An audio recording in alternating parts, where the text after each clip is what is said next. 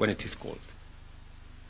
And I want to announce here today that as part of our policy program, 20% of all housing units being developed under affordable housing across the country will be ring-fenced for members of our disciplined forces from the military, the National Police Service, the Kenya prisons, and the National Youth Service.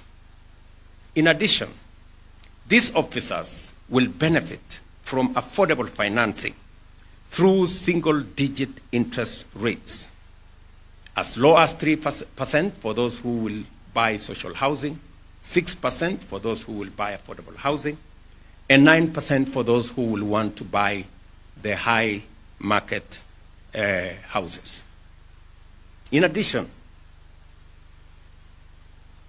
these officers will also benefit from what currently we are developing. Aside from what you see in this compound, through the State Department of Housing and Urban Development, we are delivering institutional housing for disciplined forces across the country.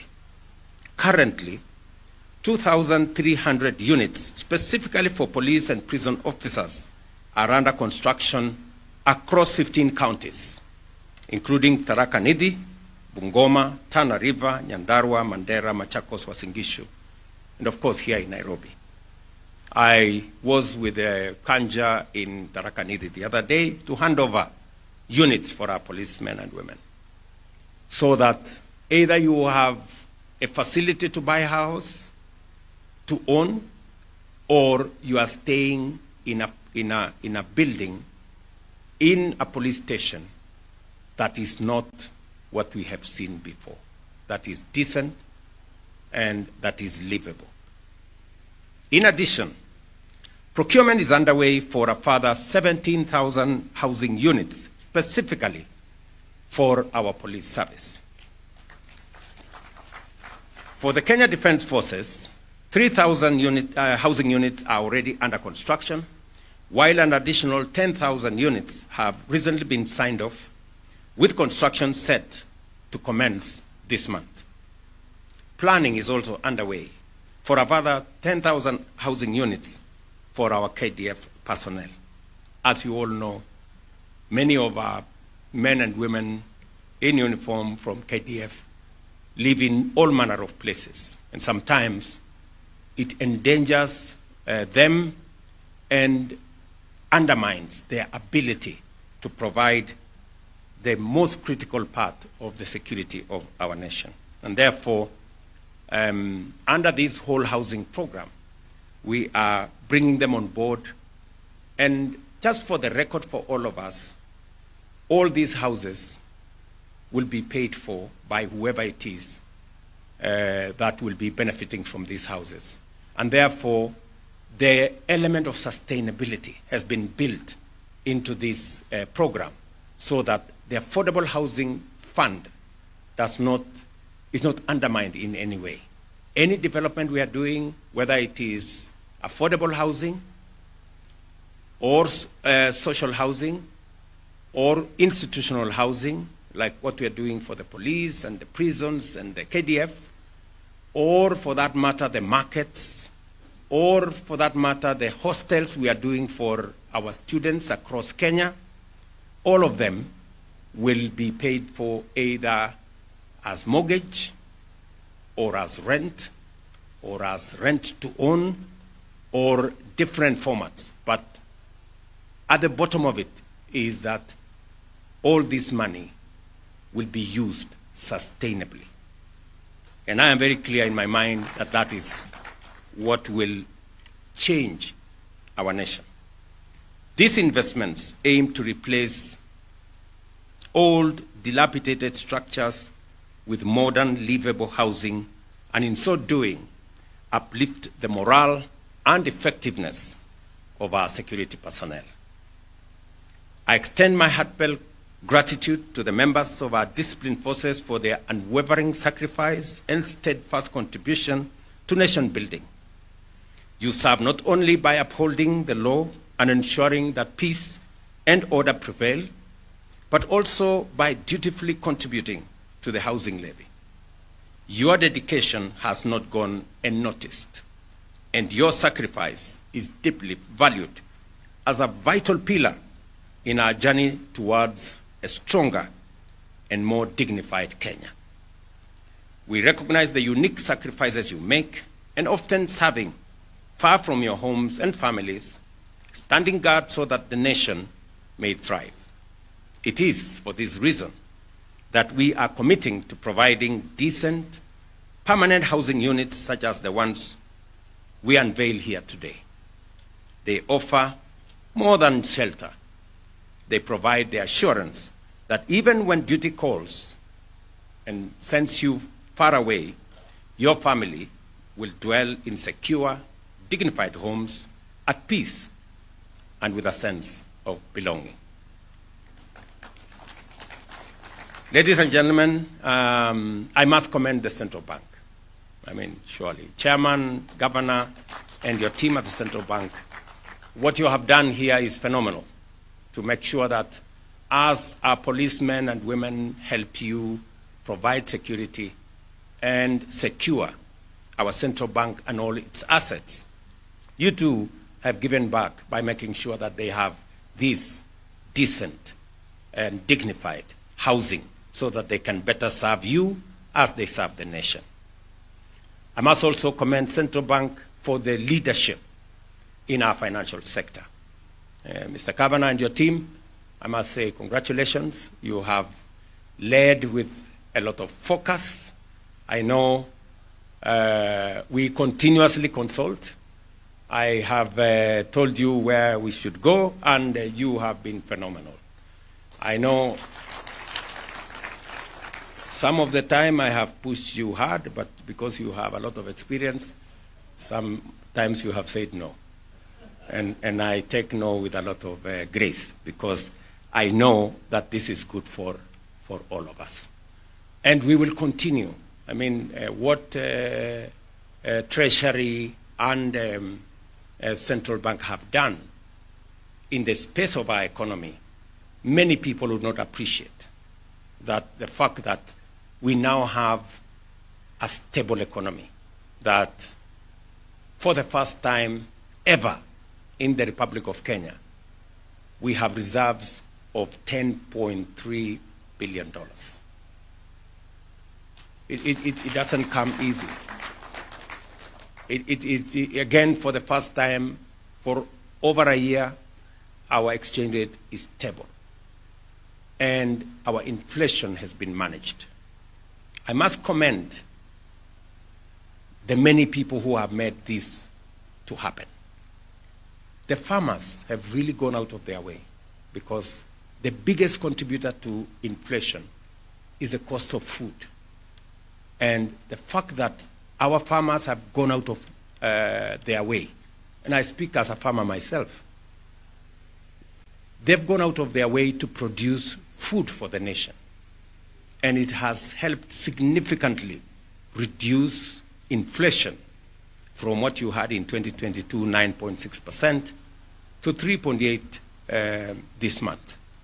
And many other actors, the people who have contributed working, you know, the community health promoters who have gone out of their way to make sure that something is happening around our health infrastructure. The many people in our construction sites, the masons, the carpenters, the steel fixers, many people don't appreciate those people who make the wheels of our economy turn. Those are the heroes. The farmers who wake up early, the people who work in all our sites, the people who wake up to go to work. Those are the people who turn the wheels of our economy and make us who we are. And they are, in my very honest opinion, the heroes of our nation. I know there are many Kenyans out there. Just over the last 1.5 years, 390,000 Kenyans have left their homes to go and work outside Kenya under our program on labor mobility. And it is the reason why our remittance has moved from $4 billion to almost $5 billion, 4.9 something billion dollars, because they are making that contribution. They are working in different parts of the world, because if there is an asset we have as a nation, it is our human capital. And it is the reason why spending additional money in our education sector is something that I will continuously do. It is the reason why we are, by January next year, we will have hired 100,000 new teachers, because they are the people who train the workforce of the future. The people who are working in all these spaces would not be working in those spaces if they weren't, if it wasn't for our education system. Whether we are training them in our TVETs or our universities or in our Kenya medical training centers and in all the other places, we wouldn't be having those people. It is the reason why we now have a student-centered higher education facility that makes sure that we treat every student as a student. And we make sure that students from poor families are supported adequately so that we leave no child behind. It is the reason why we have changed and made sure that any student from a poor family gets 90% scholarship to go to a TVET or a university, so that they don't drop out of school because of the inability of their parents to support them. It is the reason why we must continuously do affirmative action to carry everybody and leave no one behind. I know there are so many people asking questions. Why their maid will now stay in 11th floor on a house that eventually belongs to them. You know, they find it difficult to configure why their watchman all of a sudden will be discussing mortgage just like them. You know? I mean, that's how we carry everybody and we leave nobody behind. Only that his mortgage will be 3,000, your mortgage may be 50,000, but you know it's a mortgage anyway. So, and we are all discussing the same thing. So really, that is the problem I have with some people. They are wondering why I have all of a sudden gotten the people who would not ordinarily be in that space to be in that space. But that is how we transform a nation. I like what Governor is saying, that even as you are here, you are thinking about how Nairobi should work and how we, all of us, should contribute towards a working city. That's as it should be, my friend. Welcome to the club. Shortly you will be called Zagai also. There's no problem. You know, but it's better to be called Sakayo and get things done. You know, so this is why we need to get the country moving. And I want to thank many Kenyans, you know, who see things positively, who are working with us towards making things work. You know, as I said day before yesterday, citizens can now pay for their contributions to SHA. Those, of course, who cannot afford to pay, we have said we are going to pay for them as government. But those who have been assessed and they can pay 300 or 500 or 1,000 or whatever it is, we are also giving them another option, that if they don't have the full 1 year premium, they can pay monthly. You know, and now we've given them an exit. As I said the other day, you can now lipa SHA pole pole, you know, and you just need to go to *147# and you will travel the journey and you will be able to be covered. The good news is that today, every Kenyan has a chance to go to hospital, be served, be treated, and pay using this government-sponsored, all of society SHA program. And the testimonies are all over the place. People who would never imagine that they would have a surgery and not sell their land or their livestock or call a harambe, that now they can be paid for using this facility, 100,000, 300,000, 1 million. So we are transforming this nation. We've had a difficult patch, but that is what nations are made from. You know, you have to make the decisions that transform countries and nations. And those decisions are not necessarily easy or understood initially, but everybody comes around finally to know that this is good for Kenya. And especially because we all agreed that this is the direction we all should go. So, ladies and gentlemen, I don't want to belabor the point. I have said what I wanted to say. This is a beautiful moment for us as we celebrate this housing complex. And therefore, it is now my distinct honor and privilege to officially declare CBK Police Housing Complex officially open. And now, from July 1, we will have new occupants to this place. I wish them well as they come here. Thank you very much.